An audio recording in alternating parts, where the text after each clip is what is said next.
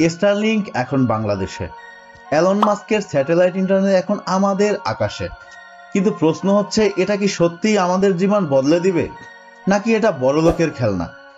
আজকে আমরা জানবো স্টারলিংক কিভাবে কাজ করে, কেন এটা এত আলোচনায়, আর বাংলাদেশের মতো দেশে এর লাভ ক্ষতির হিসাবটাই বাকি।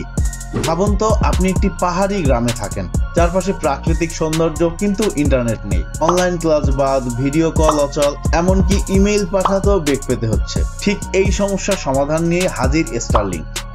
এটি এলন মাস্কের তৈরি একটি সিস্টেম, যেখানে হাজার হাজার স্যাটেলাইট পৃথিবীর চারপাশে ঘুরছে, আর সেখান থেকেই সরাসরি আপনার বাসায় ইন্টারনেট আসবে। কোনো মোবাইল টাওয়ার, কোনো অপটিক্যাল ফাইবারের ঝামেলা নেই। মোটামুটি রূপকথার মতো শোনাচ্ছে, তাই না? কিন্তু আসুন এবার বাস্তবের মাঠে নামি।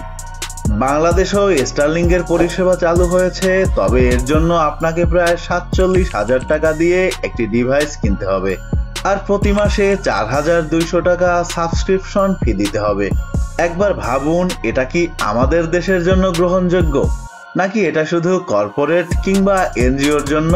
আর এটা মোবাইল ডাটার মতো নয়, আপনি চাইলে এটা বাইরে হাঁটতে হাঁটতে ব্যবহার করতে পারবেন না।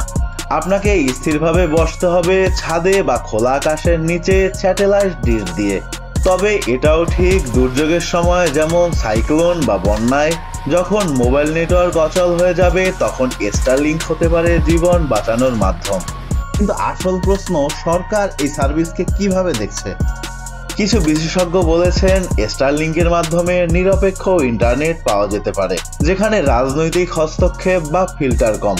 অন্যদিকে সরকারের নজরদারি বা নিয়ন্ত্রণের বাইরে চলে যাওয়ার আশঙ্কাও রয়েছে।